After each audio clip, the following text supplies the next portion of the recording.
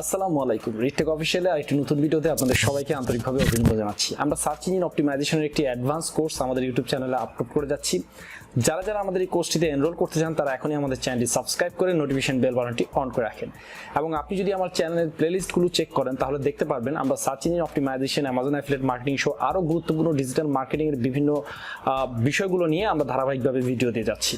আজকের ভিডিওতে আমরা সার্চ ইঞ্জিন অপটিমাইজেশনের একটি গুরুত্বপূর্ণ টার্মস, সেটা হচ্ছে কিওয়ার্ড ক্যানিভালাইজেশন, এই টপিকটা নিয়ে কথা বলবো। আমরা যারা কিওয়ার্ড রিসার্চ শেষ করে ব্লগে পোস্ট ক্রিয়েট করব বা ব্লগে আর্টিকেল পাবলিশ করব, তখনই কিওয়ার্ড ক্যানিভালাইজেশন এই বিষয়টি মাথায় রাখতে হয়। অন্যথায় অনেক বড় একটি প্রবলেম হয়ে যায় যখন আপনি বিভিন্ন আর্টিকেল পাবলিশ করে দেন তখন। তো আজকের ভিডিওতে এ টু জেড ডিটেলস কিওয়ার্ড ক্যানিভালাইজেশনটা কি এবং কিওয়ার্ড ক্যানিভালাইজেশন ইস্যুর জন্য আপনি কি করতে পারেন, এই টোটাল বিষয়টা নিয়ে আলোচনা করব। তো চলুন দেরি না করে মূল ভিডিওতে চলে যাওয়া যায়।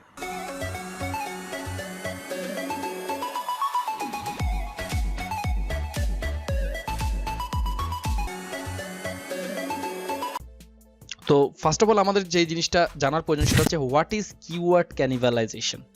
কিওয়ার্ড ক্যানিভালাইজেশনটা কি, এটা খুবই ইম্পর্ট্যান্ট। যারা কিওয়ার্ড রিসার্চ করি, আমরা কিওয়ার্ড রিসার্চ করার পরে যখন ব্লগে আর্টিকেল লেখা শুরু করব, তারপরে কিন্তু কিওয়ার্ড ক্যানিভালাইজেশনটা খেয়াল রেখে কিন্তু আপনাকে ব্লগের আর্টিকেলগুলো পোস্ট করতে হবে। তো সর্বপ্রথম কিওয়ার্ড ক্যানিভালাইজেশন সম্পর্কে আমরা ধারণা নিই। যখন আপনার ওয়েবসাইটে মাল্টিপল কোনো পেজ অথবা পোস্ট থাকে যা কিনা একই কিওয়ার্ড অথবা টপিক নিয়ে, তখন এই বিষয়টাকে বলা হয় keyword ক্যানিভালাইজেশন।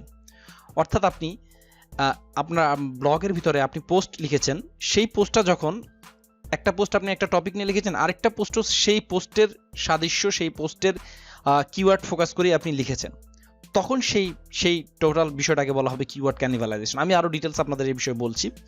When you have a multiple page ranking for the same keyword. অর্থাৎ আমি এখন যদি আপনাদেরকে এক্সাম্পল স্বরূপ যদি দেই, অ্যামাজন অ্যাফিলিয়েট মার্কেটিং, ঠিক আছে? আমরা অ্যামাজন অ্যাফিলিয়েট মার্কেটিং সম্পর্কে আমাদের কি করেছি, ব্লগে একটা আর্টিকেল লিখেছি। এখন এটা অ্যামাজন অ্যাফিলিয়েট মার্কেটিং লিখে যখন সার্চ করি, তখন গুগলের প্রথম বা দ্বিতীয় পজিশনে আমাদের কি করে, আমাদের ওয়েবসাইটটা র্যাঙ্ক করে, ঠিক আছে? হতে পারে বাংলা অথবা ইংরেজি কন্টেন্ট, সেটা বিষয় নয়। বাট আমাদের কি কিওয়ার্ডটা অ্যামাজন অ্যাফিলিয়েট মার্কেটিং, এই কিওয়ার্ডের অ্যাগেনস্টে কি করছে, আমাদের ব্লগ পোস্ট সাইটটা র্যাঙ্ক করছে।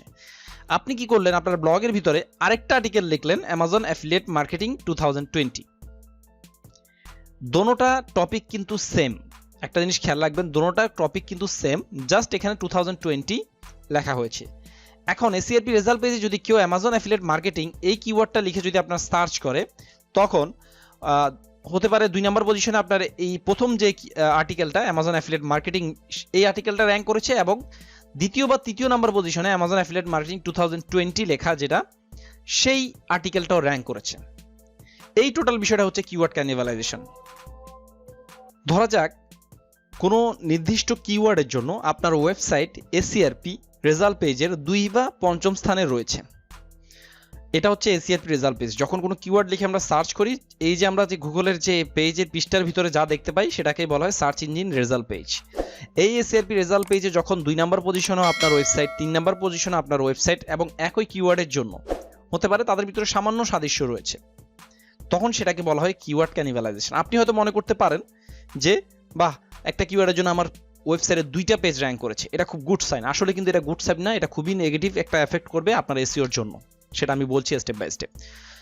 আরও ডিটেলস যদি বলি, কিওয়ার্ড ক্যানিভালাইজেশনের ক্ষেত্রে আপনি আপনার কম্পিটিটর কিভাবে, আমরা যখন কোনো কিওয়ার্ড লিখে সার্চ করি, যদি প্রথমে আমার ওয়েবসাইটটা থাকে, দ্বিতীয়তে দেখা যায় আরেকটা ওয়েবসাইট থাকে, এটাও কিন্তু আমার কম্পিটিটর। সে দ্বিতীয় পজিশনে আছে, সে কিন্তু প্রথম পজিশনে যাওয়ার চেষ্টা করছে।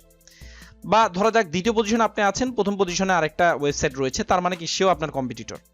এখন আপনি যদি প্রথম পেজেও থাকেন, আপনি যদি দ্বিতীয় পেজেও থাকেন, তাহলে কি আপনি আপনার কম্পিটিটর হচ্ছেন না? হ্যাঁ।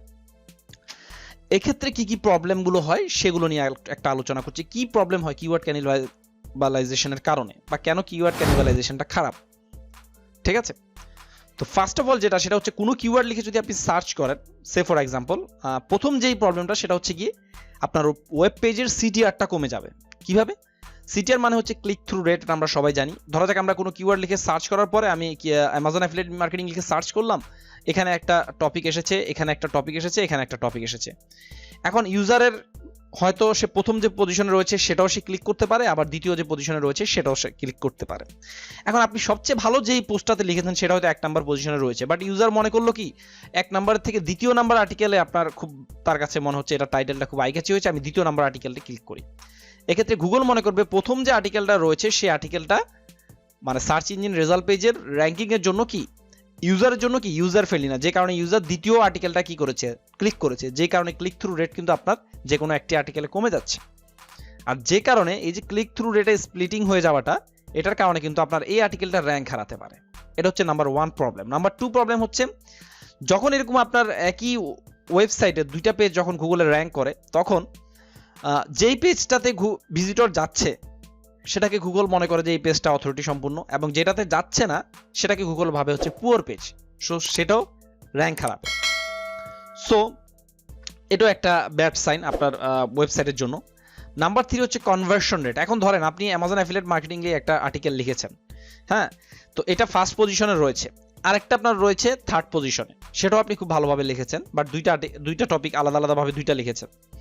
এখন আপনি এই পেজে কিন্তু আপনার ইউজার বা ট্রাফিক কিন্তু আপনি পাচ্ছেন, ঠিক আছে, এই পেজে আপনি বেশি ট্রাফিক পাচ্ছেন, এই পেজে আপনি কি পাচ্ছেন কম ট্রাফিক পাচ্ছেন, তার মানে কি এই পেজে আলটিমেটলি কি কনভার্সনটা কম হবে।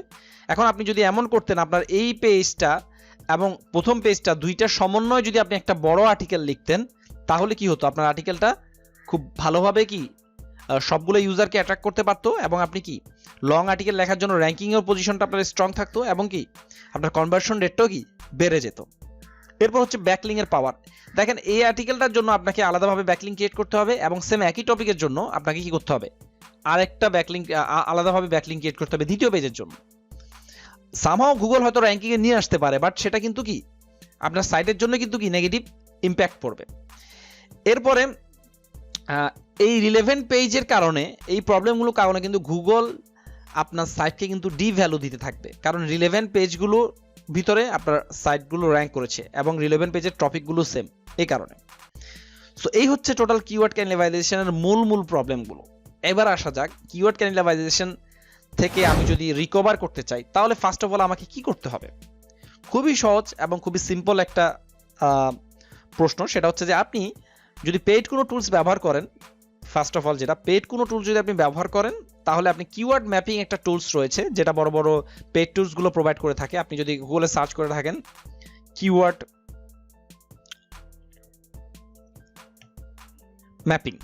ম্যাপিং টুল লিখে যদি সার্চ করেন, আপনি দেখবেন HRFs রয়েছে, তারপরে আপনার রয়েছে SEMrush রয়েছে, এছাড়া লিঙ্ক অ্যাসিস্ট্যান্ট রয়েছে। তারা কিন্তু আপনাকে কি করছে এই কিওয়ার্ড ম্যাপিং এর এই বিষয়টা কি আপনাকে অফার করছে। আপনি জাস্ট কি করবেন, আপনার যে কিওয়ার্ডটাতে আপনার কিওয়ার্ড ক্যানিবালাইজেশন হয়েছে সেই কিওয়ার্ডটা লিখে সার্চ করবেন, আপনি পেয়ে যাবেন আপনার দুইটা ওয়েব পেজই সেম কিওয়ার্ডের জন্য র্যাঙ্ক করেছে।